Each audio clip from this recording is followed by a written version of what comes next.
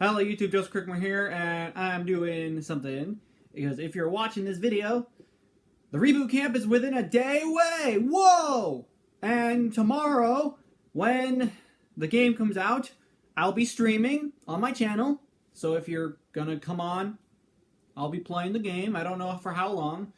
I do eventually plan one day to do a 24-hour challenge, where I play Advance Wars for 24 hours, and the stream will prove it. Anywho, because of the game coming out, I thought, and because nobody else has seemed to have done anything, I'm making an Advance Wars Iceberg. And there's not much I could do for this. I was grasping at straws to get information for an Iceberg video, knowing that in an Iceberg video, you kind of need content. And, there's not much for Advance Wars because, well, how much is there? You have 3 original games, 1 spin-off that came after that, the reboot camp now, and then it's like, what else am I supposed to do? So anywho, I actually came up with a really cool naming system for these tiers. We're going to start at the top of the iceberg, work our way down, like you would in any other iceberg video, and I decided we're going to start off the top tier, the top of the iceberg, the flak tier. Because Flak is dumb. Flak is dumb. He's a big brute that has no intelligence. Barely any intelligence. He's kind of dumb. So, this is like information that Flak would know. Kind of. You know what I mean? Like, you have to start somewhere basic. So the first thing is, the Reboot Camp is a remaster of the first 2 games, but done by Way Forward. Like, they're well known for their Shantae games.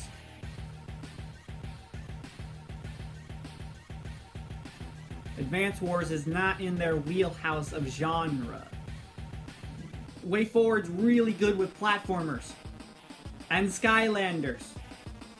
I know you, Way Forward. You did really well with that 3DS Swap Force. Because I'm playing it again. Got me back into Skylanders. But like, Way Forward, are you really the best company to be doing a turn-based strategy game? Shantae is a platformer. Skylanders are, what, 3D platformers? Well, anywho, the original developers, Intelligent Systems, also made the Fire Emblem franchise. And it was them bringing Advance Wars and Fire Emblem to America that made Fire Emblem into a very big franchise. The fact that it's still going today, Intelligent Systems, are still making games. Fire Emblem Engage came out, what, 2 months ago? Why couldn't they be bothered to make the reboot camp? I have no idea. Next. In the span across handhelds, from the Game Boy Advance up through to the DS, Advance Wars has spanned across 2 handhelds. The first game and Black Hole Rising were on the Game Boy Advance. And then, Dual Strike and its spin-off Days of Ruin were on the DS. We have had nothing in Advance Wars since 2008, when Days of Ruin came out. Next point. The original cast of characters lasted until Dual Strike. Days of Ruin is a spin-off title with completely different characters. Meaning, you could technically play Days of Ruin without any prior knowledge of Advance Wars and you'll be fine. Just don't go back to play the other games because you'll have mixed mechanics. That's the one reason I'm avoiding Days of Ruin until I have a grasp on how to play regular Advance Wars. Days of Ruin, you got bikes, you got, what is it, the anti-tank, flares, the war tank, dusters, at least Days of Ruin fixed naval units. In Days of Ruin, you can move a battleship and fire in the same turn. Fixed stuff that I wish the older games had thought of to fix, but what are you going to do about it? We now move on to the next tier of our iceberg, and I'm naming it the Adder tier. Unfortunately, I couldn't really pick between Adder and Lash to name this tier because, like, I can't call Lash dumb. She invents technology for black hole, and it's like I kind of dug myself into a corner, and the tier is called Adder. So I'm sorry, any Adder fans. This is not an insult to his intelligence. It's like stuff maybe lesser known stuff about Advance Wars. Anywho, because of 9/11, the European release of the game, the first game, got delayed until 2002. So Advance Wars is no stranger to games getting delayed. This has happened before. And yeah, because the first game, Advance Wars 1, came out on the Game Boy Advance, and I kid you not, September 10th, 2001. Literally the day before 9/11. That's a surprise. That's a shock. And something else that's lesser known is that Advance Wars has had its fair share of ROM hacks over the years, like Advance Wars Alpha, Royale, and the most famous ROM hack, Advance Wars Returns. ROM hacks are basically, you take the existing game and people just hack it and they make it better for themselves. They either add in new COs, new mechanics, new maps, just to make it feel like a different game. And Advance Wars Returns is the most famous ROM hack because it's a very good example of taking the game, fixing what was wrong with the game, and making it better. And mind you, all of these ROM hacks I think are Advance Wars 2 Black Hole Rising, because Black Hole Rising is a superior game to the first game because of the balances and changes and things that happened. It's also a better game to go through? I don't know. I only started playing the originals on my Wii U when I got them for Virtual Console. And that's another thing. While the Reboot Camp is on Switch, if you were able to purchase them before the Wii U eShop closed, you can get Advance Wars 1, 2, and Dual Strike on your Wii U under the Virtual Console. And I do have them. I have those on my Wii U, and I have Days of Ruin and a cartridge of Dual Strike on my 2DS. Meaning, I have all the games at my disposal. So don't anybody come at me in the comments that, oh, you're only going to be playing the Reboot Camp. You don't have knowledge of Advance Wars. Excuse me? I'm an Advance Wars aficionado when it comes to me and my knowledge of Advance Wars. So don't anybody go in the comment section and be like, oh, he's making this to just bank off the Reboot Camp. I mean, that's not wrong. But like, one, no one's done an Iceberg video on this entire franchise yet, so I figure I do it now while the game is coming out. And two, I may not be completely knowledgeable in Advance Wars, but I know enough for a video, and I am playing the games. No doubt about that. Anywho, we're gonna move on to the second from the bottom tier. So like the least known, but not quite obscure yet, and I'm calling it the Hawk tier. Because he's kind of smart and knows some things. So here we go. The first thing I'm going to mention in this tier is the Days of Ruin CO zones. In Days of Ruin, CO powers are a little different. You still battle and you still build it up by taking damage and doing encounters, right? Right, that hasn't changed. What changed in Days of Ruin was this thing called the CO zone. In Days of Ruin, you could load your CO into a unit. That unit gets a CO zone. And I think it's like, because Days of Ruin also has a mechanic where every time you take an engagement and you win, like you KO a unit, it ranks up. And you can rank up to a certain number for each unit. When you put your CO into a unit, it automatically becomes the highest rank it can be. And the CO zone is how many spaces around that unit can your CO affect the board. The most famous one is and this is a spoiler, like, well, it's Advance Wars, I hope you would expect a little bit of spoilery stuff. Otherwise, what are you doing here? The most famous CO zone in the entirety of Days of Ruin is Calder, the final boss of the game. He has a CO zone, I think, of 6. Let me double check that. Calder's CO zone.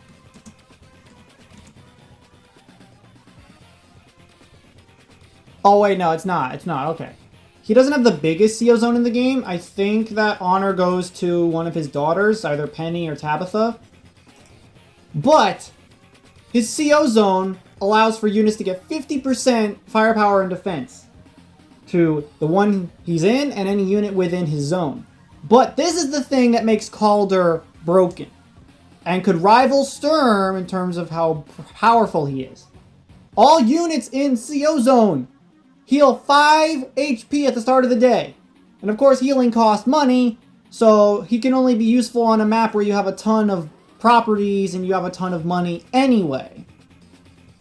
Like the final battle mission where you're fighting Calder, and it is almost impossible. It is insane from what I've seen. Also, the fact that he has no CO power. That's the thing with Days of Ruin. If you have a broken CO zone like Calder or Tabitha, you don't need a CO power. Next point I'm going to bring up is the luck mechanic of Advance Wars 1, 2, and Dual Strike. Now, Mangs already made an entire video on the luck mechanic, and I am no way going to be able to repeat that verbatim. So in the description, I'm going to link Mangs' video to the luck mechanic, because there's no way I'm going to be able to explain that properly. So, the long and short of it is, all COs have a passive luck modifier that they could sometimes do a little bit extra damage. But only on the damage. And they have a luck value of 10.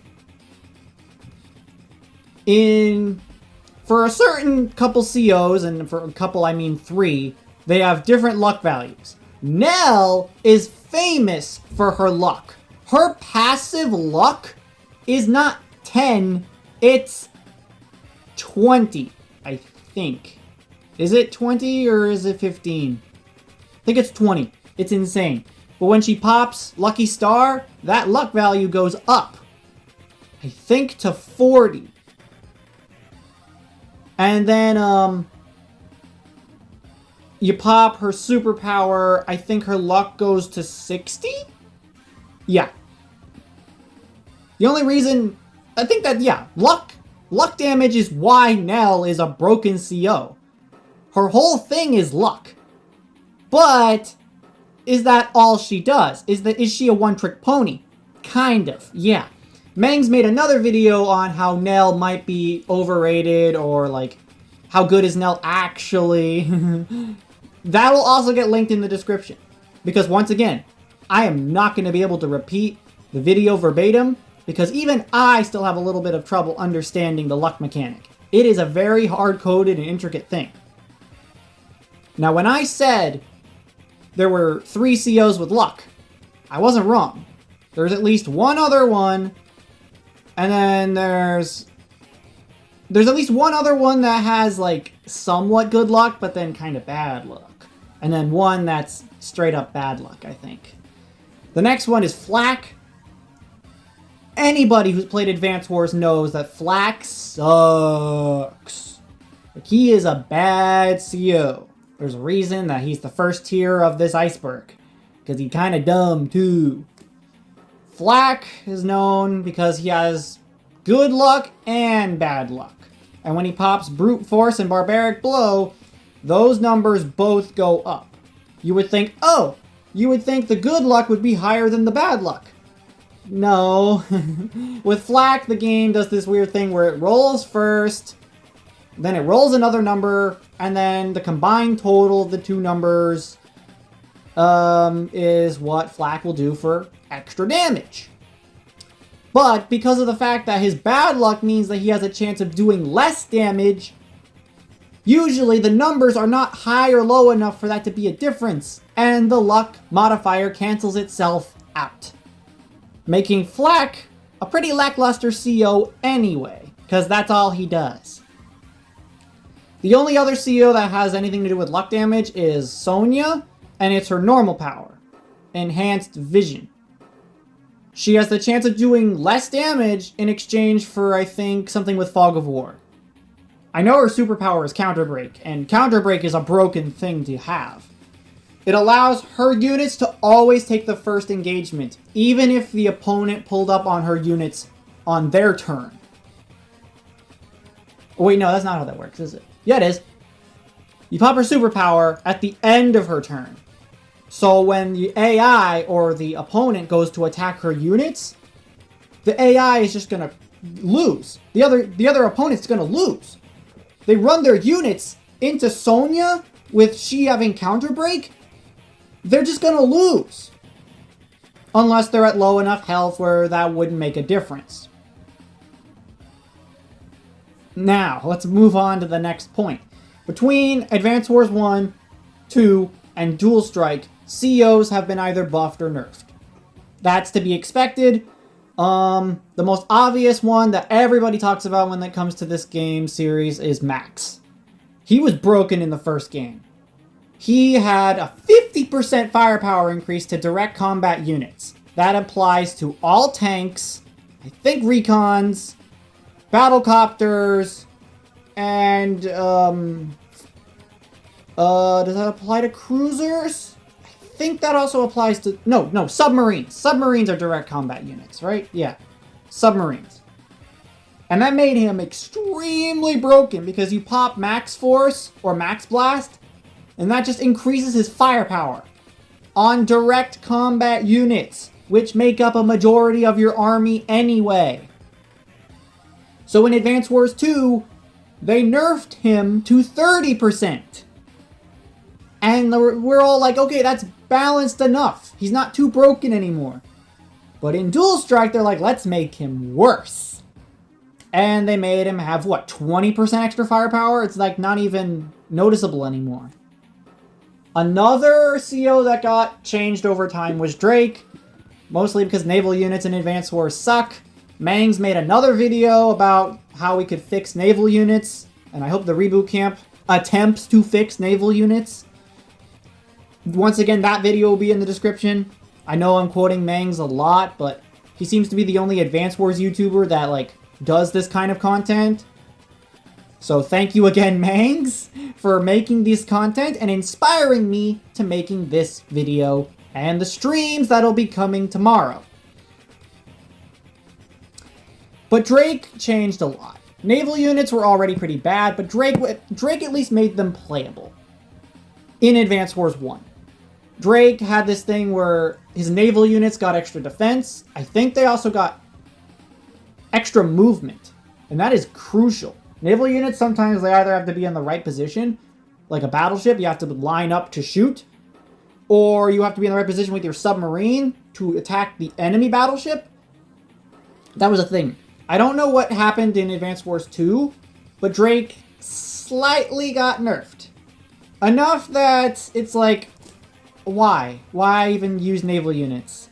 It's a thing with Advance Wars, it's like, oh, you make air units like battlecopters, bombers, fighters. You make those broken to the point where you don't need naval units anymore. Sure, you have a battleship. Battleships are probably the best naval unit in the game, though. Also, between Advance Wars 2 and Dual Strike, they added new units. They created the Stealth Fighter, they created the Carrier, they created the Mega Tank, Pipe Runners, the Black Bomb, and I think I got all of them. I think so. Also, Advance Wars was the latest of the Wars franchise and the only one to still last to this day. People didn't know that. I'm sure some people knew that already, I'm sure, but it's the newest of the Wars franchise and it still exists today. Because the other titles in said franchise include the original Famicom Wars from 1988, Game Boy Wars from 1991, and Battalion Wars from 2005, which that got a sequel on the Wii. And Battalion Wars 2 is also a pretty good game. Not like Advance Wars in terms of like the way it's set up, but Battalion Wars 2 got a lot of good reviews. The next thing I'm going to mention is, funny enough, Advance Wars was originally meant to be a Japanese exclusive. Same with Fire Emblem. Like, back when those first came out, they had no plans on importing or exporting them to anywhere else on the planet. But some decision at Nintendo or Intelligent Systems decided, let's bring these to other countries. And Advance Wars did really well over here. So did Fire Emblem. That's why they're still going today, with fan bases and games. If Fire Emblem never left Japan, it wouldn't be as big as it is today. I'm just being serious. And ironically enough, Days of Ruin and the Reboot Camp never came to Japan at all. That's right. Apparently, Japan doesn't want the Reboot Camp. Apparently, there's been a rumor, I don't even know if it's true or not, but there's been a rumor going around that the Reboot Camp is going to skip Japan entirely. What irony is this? What delicious irony. The game was never going to leave Japan when it first came out, and now the remaster is not even going to hit Japan. It's like, I don't know what you're going to do about it. Now then, we're finally at the bottom of the iceberg. The final tier. And I'm naming it the Sturm tier. Hear that music? That's his theme, alright. That's his theme, alright. Only the most die-hard of Advance Wars fans would know this information. And no, I'm not going to talk like this for the whole section. There is a famous map in Advance Wars 2 called 2 Week Test. And Colin has to survive for 2 weeks against a bombardment by Lash. And I bring this map up specifically because I hope the Reboot Camp does the same thing the originals did. The AI in Advance Wars is sometimes so dumb, it works against itself. Because if you delete your starting army with Colin on that map, which I think only consists of a rocket and maybe a tank? I don't remember. It's like, I think a rocket, a tank, maybe an infantry. Or I think it's a rocket, an APC, and an infantry. Don't double check me on that. But if you delete your starting army and do nothing for 14 days, the AI is too dumb to capture your HQ, because that's the goal of the map.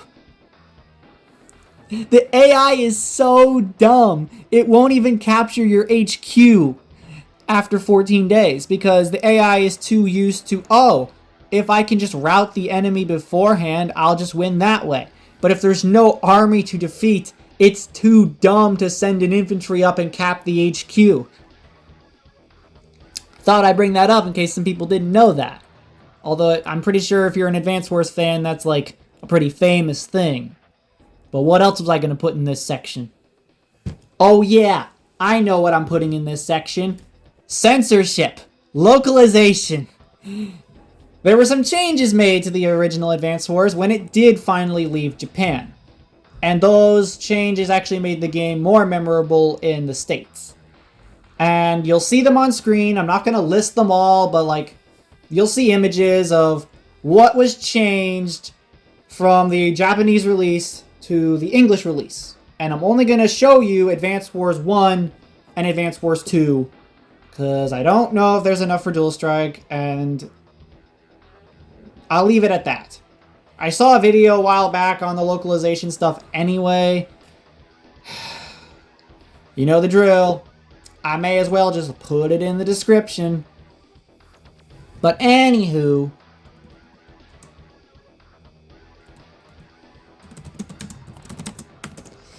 there's something I thought I ought to bring up. A certain CO's bio from the original games. And I'm talking Sturm. His bio, because people are like, who is this man underneath this helmet and with this hat and everything? There was something in his bio that mentioned that he is an alien who enjoys war and hates peace. He is pure evil, bent on conquering the world, and lacks any respect for his enemies, constantly calling them worms. He lacks compassion and does not value life, even willing to destroy world rather than be defeated. That's in his bio for Advance Wars 1 and Advance Wars 2. So if people didn't know, Sturm is a freaking alien! Sturm literally came from the sky to our planet and was like, bet, I'm just gonna destroy it all because I'm evil like that. I mean, it's one of the reasons why he probably wears that helmet with those tubes coming from it and the hat and those glowing green eyes. He's just an alien who came to our planet and was like, okay, time to conquer, destroy the planet. It's probably why black hole infantry look the way they do. Maybe they're aliens too. Dun, dun, dun. Anywho, the next thing I'll talk about is the AI in Advance Wars, because it's something that we also want fixed for the reboot camp. The AI cheats in Advance Wars, and not in the way that you can get or dance around. The AI cheating in Advance Wars is something you can't prevent. First of all, with luck damage, if the AI is Nell, or Flak, or Sonya, or if you're playing Dual Strike, then this also applies to Jugger and Rachel.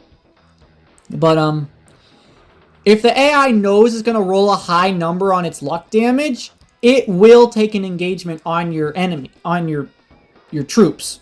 If it knows it's not getting a high roll, it's not going to attack at all.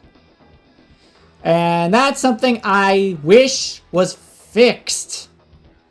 Just have the AI pop its normal power or CO or superpower, and just ram all the units into attack. If it doesn't do much damage, so what? That's why it's called luck damage. The other thing the AI cheats with in Advance Wars is Fog of War. They luckily patched that for Dual Strike, but I don't know how the original games are going to handle that with the reboot camp. See, the thing with Fog of War was, to be able to take engagements, you have to have vision in Fog of War. So you have to place your infantry and mechs on the mountains, so they get more vision, and you have to have recons, because they have a lot of vision range, before you can take any engagements. The AI knows where your troops are when they're supposed to be in the fog, and will run right at you and attack, while you don't even know where their troops are, hidden in the fog. And I'm like, ugh, what the hell? And then luckily in Dual Strike they're like, fine, we'll fix it so the AI has to rely on vision in Fog of War, which is much appreciated. Which is why I'm hoping that them fixing Fog of War for the AI is brought into the reboot camp, because I don't think I'm going to be able to last when the AI knows where I am and I don't know where they are in Fog of War. It's going to be a pain. The next thing I ought to bring up is this little thing called Advance Wars by Web. Because we all know that Advance Wars Reboot Camp doesn't really have a pleasurable, is that the right word? Attractive online scene. From what we've seen so far, it's not looking too good for Advance Wars Online for the Reboot Camp. So, people's alternative for competitive Advance Wars is going to be to pull up this website known as Advance Wars by Web. And it has lasted as long as the game itself, and it predates certain websites on the internet. I'm pretty sure it's older than Facebook. If you look it up and you learn some stuff about Advance Wars by Web, yeah, it predates Facebook, I'm pretty sure. That's how old it is. And it's still going to this day. It's basically an Advance Wars simulator with online compatibility. Well, obviously it's a website. And it's basically playing Advance Wars online, and they have a bunch of quality of life improvements that the original games could never have, like a damage calculator or a troop simulator or like testing engagements on maps.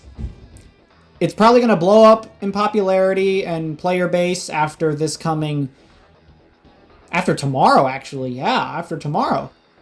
When people realize, oh, this online sucks. I need to play Advance Wars online. Oh, look, Advance Wars by web. I'm not going to, because that's too much of a pain for me. I'll stick with the reboot camp. I don't care about the online. I'll try my best to work around those problems. And maybe I'll play by web. But like I say, I'm not interested in Advance Wars by web. And the final bit of information in the STEM tier of knowledge of this iceberg is that, fun fact, Advance Wars is the only game in the Wars franchise to have a story mode. That's right. If you go back and play Famicom Wars, or you play Game Boy Wars, or you play Battalion Wars, you ain't gonna find a story mode. Advance Wars is the only one that has a story mode. And a pretty decent story, too. I'm not going to spoil anything in case you're new to the series in terms of the story. Especially if you're going to be live with me tomorrow for the reboot camp. So, yeah. Let's just say that there's a really good plot twist in the first game and a pretty average story for the second game. Yeah. So there's the iceberg. There's all the information. If this seems like a bad list and I missed something, let me know in the comments section. All the Mangs videos I brought up in this will be in the description. Hope you come on with me tomorrow when I'm live for the reboot camp. Hope y'all are able to catch the stuff once it's on YouTube after the fact. I already have some polls in my community tab. So please put your support into my community tab so that I know that those polls are going to get some feedback. And thank you all so much for watching. If you liked, hit the like button, subscribe, share the video with a friend, and I'll see you all in the next video. Goodbye.